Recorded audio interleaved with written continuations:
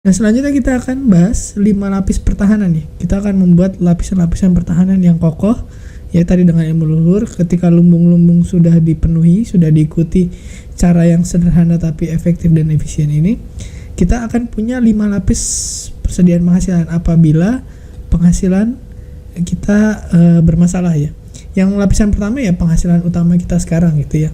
Lapisan kedua adalah penghasilan lain. Jadi kalau kita punya penghasilan utama, punya penghasilan lain, itu sebagai lini kedua. Atau kalau ada sesuatu yang terjadi pada penghasilan utama dan penghasilan lain tidak menghasilkan gitu ya, kita masih tenang. Kenapa? Karena kita masih punya lumbung simpan yang bisa kita pakai untuk makan sehari-hari. Dan kalau lapis 1, 2, 3 ini bermasalah, kita masih punya lapis 4, yaitu lumbung lindungi, lumbung milik bersama gitu, milik dusun ya, yang kita pakai kalau lapisan 1, lapisan 2, lapisan 3 sudah habis gitu ya.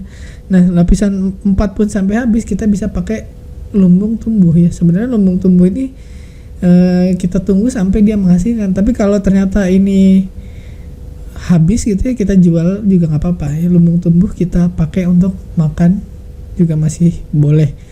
Kapan? Kalau ini sudah habis, lapis 1, 2, 3, 4, 5 gitu.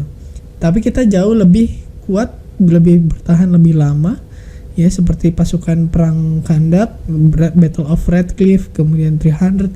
Ketika kita punya lapisan pertahanan yang cukup kuat, kita akan bertahan jauh lebih lama dan bahkan bisa mengalahkan musuh yang sangat kuat dan sangat banyak gitu ya. Nah, tadi dengan 5 lapisan pertahanan tadi kita bisa lebih lama dan lebih jauh dari kemiskinan gitu. Ketika penghasilan berhenti, berapa jauh sih dari miskin, berapa jauh dari kelaparan, berapa jauh kita dari kehancuran ekonomi gitu ya. Nah, cara menghitungnya gimana? Jaraknya gampang. Tadi harta bersih yang kita punya, yaitu yang ada di lumbung simpan, yang ada di lumbung lindung, yang ada di lumbung tanam, kita jumlahkan semua harta bersih. Kemudian berapa pengeluaran kita per bulan ya, itu dikurangi penghasilan lain. Penghasilan lain ini bisa dari penghasilan lain yang kita kerjakan atau dari hasil tanam gitu ya, dari hasil tanam. Nah, kalau kita jumlahkan, kita akan ketemu hitungannya dalam bulan ya. Dalam bulan berapa lama kita bisa bertahan, berapa bulan. Contoh nih, misalkan Mr. Flamboyant dengan Mr. Elegan. Mr. Flamboyant itu direktur perusahaan multinasional, kemudian penghasilannya 95 juta per bulan, harta bersihnya 2,3 miliar, punya kas dalam bentuk deposito 90 juta, dan mobil senilai 240 juta, dengan pengeluaran itu 80 juta per bulan ya. Wah, mewah sekali berarti hidupnya. Oke. Mr. Elegan, manajer retail lokal ya, penghasilan hanya 24 juta per bulan ya, kalau dibandingkan ini jauh ya. Kemudian harta bersih 1,5 miliar, masih kalah juga harta bersih. Kemudian kasnya 90 juta, mobil senilai 110 juta, dan dia punya investasi senilai 300 juta. Tapi pengeluarannya hanya 10 juta per bulan ya, masih wajar-wajar aja.